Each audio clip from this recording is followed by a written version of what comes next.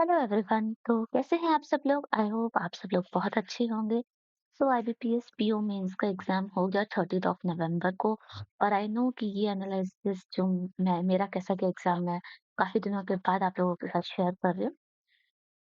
Actually उस दिन तो रात को 9 बजे घर पे पहुंची थी। उसके बाद पेपर कुछ खास अच्छा नहीं गया, तो इसलिए उस टाइम मूड भी नहीं था बनाने का। फिर मैंने सोचा आपके साथ में अपना जो व्यूज है वो शेयर कर देती हूँ कि ओवरऑल कैसा रहा, क्या प्रॉब्लम आई थी मेरे एग्जाम में। तो मैं आपके साथ शेयर कर देती हूँ। अगर हम सबसे पहले बात करें रीजनिंग सेक्शन की, ओके, मैं डायरेक्टली पॉइंट पे आती हूँ कि मेरा एग्जाम में क्या कैसा रहा। तो मैं अगर रीजनिंग सेक्शन के साथ आपके साथ शेयर कर देती हूँ, तो इसमें जो मेरा ओवरऑल अटेम्प्ट था मार्क्स वाइज, तो 18 मार्क्स का अटेम्प्ट था, जिसमें मैंने क्या कहते हैं इनपुट आउटपुट का क्वेश्चन कर लिया था। उसका लॉजिक बहुत ही मतलब इजीली मिल गया था। स्टार्टिंग में मुझे बस इवन वाला नहीं वो हो रहा था, उसको फिर मैंने इवन वाले का ध्यान से देखा कि उसमें -3 हो रहा है नंबर जो था, तो वो बन गया था मुझसे। उसके बाद डायरेक्शन वाला इजी था, डायरेक्शन वाला क्वेश्चन भी बन गया था, इनपुट आउटपुट बन गया था मुझसे। डायरेक्शन वाला क्वेश्चन भी मैंने बना लिया था। और इसमें पैरेलल फ्लो वाला था जिसमें 10 पर्सन होते हैं और शायद फ्रूट्स थे उनके साथ में, यानी डबल वेरिएबल था, नहीं सिंगल वेरिएबल था शायद, है ना? और एक 6 पर्सन वाला था, लीनियर रो में बैठते हैं, तो ये वाला भी हो गया था। उसके बाद एक क्रिटिकल रीजनिंग का क्वेश्चन किया था मैंने, और स्टेटमेंट एंड कंक्लूजन वाला क्वेश्चन था जो हाँ, वो वाला कर लिया था। अब जिसमें कंक्लूजन गिवन था और स्टेटमेंट्स था और हमें बनाना था, like all A is B, B is C. तो वो वाला भी इजी था, वो बन गया था। और तो मेरा 18 मार्क्स का अटेम्प्ट रहा था इसमें। और अगर मैं इसके बाद जीए की बात करूँ, तो जीए तो मॉडरेट थी एज़ यूजुअल जो आती है। इसमें इस बार स्टैटिक के क्वेश्चंस मतलब 5-6 स्टैटिक के क्वेश्चंस थे, है ना? और नवंबर का था, अक्टूबर का था, कुछ क्वेश्चन सितंबर के भी थे इसमें। तो जीए में मेरी जो ओवरऑल अटेम्प्ट रहा है वो 16 रहा है ओवरऑल अटेम्प्ट, जिसमें मैंने कुछ लास्ट में तुक्के मारे थे। तो फिर ये मेरा अटेम्प्ट रहा। इंग्लिश की बात करूँ, जी, मैंने 2-3 क्वेश्चन के आंसर ना मैंने सोचा कि ज़्यादा तुक्के तो नहीं हो रहे, क्योंकि एक्चुअली वो तुक्का ही था। 2-3 क्वेश्चन जैसे कि वो अमूल का रेटिंग था ना ट्रिपल ए प्लस, मैंने उसी पे क्लिक किया था। फिर टाटा का आयरलैंड के साथ जो एक टाइप था मैंने उस पे क्लिक किया था। एक बीआईसीजीसी का था, मैंने वो भी क्लिक कर दिया था। और फिर लास्ट में एक्चुअली वो बहुत ज़्यादा 18-19 चले गए थे। तो मैंने ना ये 3 क्वेश्चन मुझे अच्छे से याद है, मैंने इन 3 क्वेश्चन्स का ही ना ये अमूल रेटिंग वाला और टाटा वाला एंड देन डीआईसीजीसी जिसका आंसर था, क्वेश्चन अभी एग्ज़ैक्ट याद नहीं आ रहा। इन तीनों के आंसर रिमूव कर दिए थे मैंने। अब बाकी तो मेरा आंसर थे सही निकले। तो इसके बाद इंग्लिश की बात करें, तो इंग्लिश में मेरा 23 मार्क्स का अटेम्प्ट रहा है। इंग्लिश तो एज़ यूजुअल मुझे लास्ट ईयर जैसी ही लगी, मेंस की ही थी, तो वही था, लैंग्वेज थोड़ा मॉडरेट लैंग्वेज था, आरसी ज़्यादा थी, स्टेटमेंट बेस्ड था। क्वेश्चन के मतलब 2 पैराग्राफ्स थे, कॉमन क्या इसमें से इन्फरेंस निकल रहा है, वो था। फिर एरर वाले क्वेश्चन थे। तो कॉलम बेस्ड के 2-3 क्वेश्चंस थे जिसमें 3 कॉलम्स थे।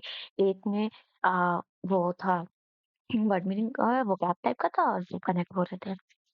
वो था। तो इंग्लिश का लेवल मुझे लास्ट ईयर जैसा ही लगा, कुछ डिफरेंट नहीं लगा, हो सकता है थोड़ा बहुत डिफरेंस हो। और ये मैं शिफ्ट 2 की बात कर रही हूँ क्योंकि मेरा एग्ज़ाम शिफ्ट 2 में था। रीजनिंग लास्ट ईयर से ईज़ी थी, लास्ट ईयर से ईज़ी थी, ईज़ी नहीं थी, ठीक है? कंपैरेटिवली बोल रही हूँ। और जीए तो एज़ यूजुअल लास्ट ईयर की तरह ही लगा मुझे, जीए कुछ वो नहीं था, हाँ, थोड़ा स्लाइटली वो होगा बट ज़्यादा कुछ खास नहीं। क्वांट की बात करूँ तो लास्ट ईयर का क्वांट कंपैरेटिवली इससे ईज़ियर साइड रहा था, बट इस साल का काफ़ी मॉडरेट रहा था, जिसमें क्वांट में जो था 1 मार्क्स वाला था ना डीआई, एक प्रॉफिट एंड लॉस वाला, जिसमें प्रॉफिट परसेंटेज दिया था, डिस्काउंट परसेंटेज दिया हुआ था और सीपी दिया हुआ था। तो ये वाला मैंने किया था, ठीक है? और इसमें 2 नंबर सीरीज़ थे 1 मार्क्स वाले, 2 नंबर सीरीज़ वो भी मैंने कर लिया था। और 2 मार्क्स में जो था एक अरिथमेटिक का क्वेश्चन था, लाइन ग्राफ दी आई थी, ये नहीं किया था, कैलकुलेट था। नंबर सिस्टम मिक्स था, ये नंबर सीरीज़ जो था, वो बहुत मुश्किल से टिक हुआ था। लास्ट में एक का तो था कि आया ही नहीं था आंसर, तो टाइम भी इसमें वेस्ट हुआ था काफ़ी। और बाकी जो मेरा इसमें मार्क्स का अटेम्प्ट बोलूँ तो इसमें मेरे 14 मार्क्स का अटेम्प्ट रहा है। ठीक है। तो टोटल ओवरऑल 71 मार्क्स का अटेम्प्ट रहा है मेरा।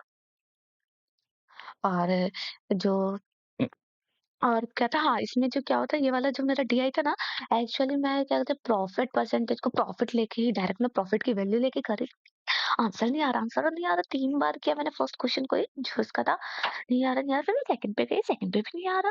मैंने क्या हुआ, फिर मैंने मैंने कुछ मिसरीड कर रही हूँ क्या मैं? फिर मैंने दोबारा क्वेश्चन को बहुत ही ध्यान से देखा, तो मैंने देखा ओह शिट, ये प्रॉफिट परसेंटेज। वो नोटिस मैंने फर्स्ट टाइम किया था, बट पता नहीं कैसे वो क्वेश्चन करते वक्त ध्यान से ही उतर जाता। तो फाइनली मैंने ध्यान दिया कि प्रॉफिट परसेंटेज है, तो फिर मैंने इसके क्वेश्चंस किए थे।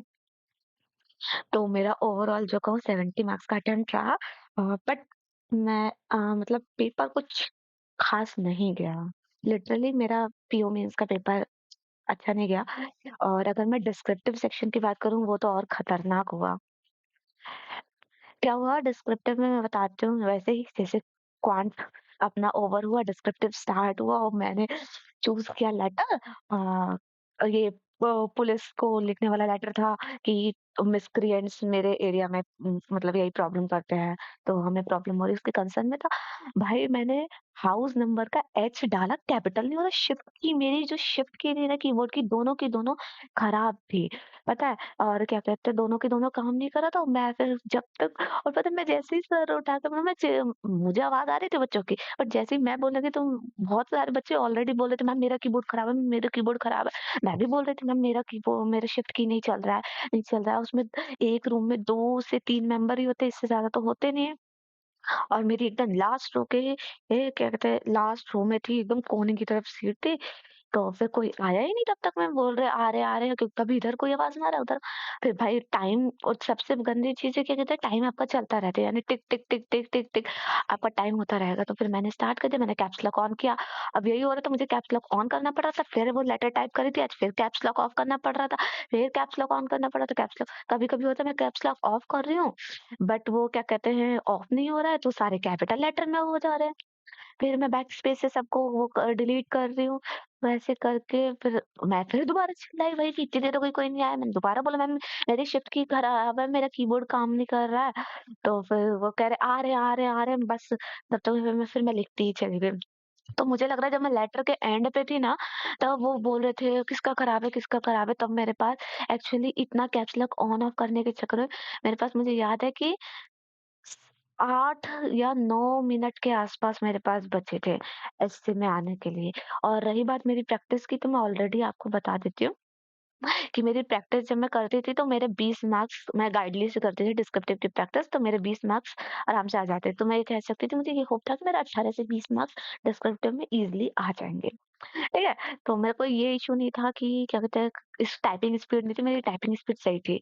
सॉफ्ट कीज़ पे टाइपिंग स्पीड बहुत तेज़ थी, हार्ड कीज़ पे थोड़ा कम हो जाता है, बट स्टिल ये था कि आराम से हो जाता। फिर मैंने ऐसे किया, बट ऐसे का मुझे लग रहा है मैंने 120 के आस-पास वर्ड्स किए होंगे, जो भी था, इसी के एप्रॉक्स आस-पास होंगे, बट उसके बाद टाइम ओवर हो गया। सो डिस्क्रिप्टिव तो पता चल गया आपको मेरा डिस्क्रिप्टिव कैसा रहा, क्या हुआ। तो जो ये होप था ना, ये सिमट के मुझे 10 से 12 मार्क्स पे रह गया। और सबसे बुरा मुझे इसी चीज़ के लिए लगा, क्योंकि बाकी में क्या है ना, आप पे नहीं बन रहा है, नहीं हो रहा है, वो आपकी अपनी मिस्टेक है। आप उस चीज़ के लिए रेक्टिफाई कर सकते हैं। जैसे क्या कहते हैं, मैं अब मेरे को लगा कि जैसे जीए में मुझे और मेहनत करनी है। मुझे क्वांट में बहुत ज़्यादा प्रैक्टिस करनी होगी, क्योंकि अब वो एसबीआई है। एसबीआई पीओ मतलब बहुत अच्छा लेवल, ठीक है? तो मुझे और ज़्यादा डिटेल में करनी, बट डिस्क्रिप्टिव का मैं क्या ही करूँ यार, मेरे हाथ में नहीं था। सो ओवरऑल इतना मतलब मुझे लग रहा है 6 से 8 मार्क्स का मेरा लॉस हो गया डिस्क्रिप्टिव में। तो ठीक था, खराब ही गया पेपर, मतलब सही तो नहीं गया। कुछ खास होप नहीं, अगर क्लियर भी होता है तो कुछ खास मार्जिन नहीं रहेगा। मतलब मार्जिन इतना नहीं रहेगा कि मतलब एक होता है ना कि मार्जिन रहता है तो आपको सेफ फील होता है कि ओके ठीक है, आपको इंटरव्यू को अच्छे से देना है।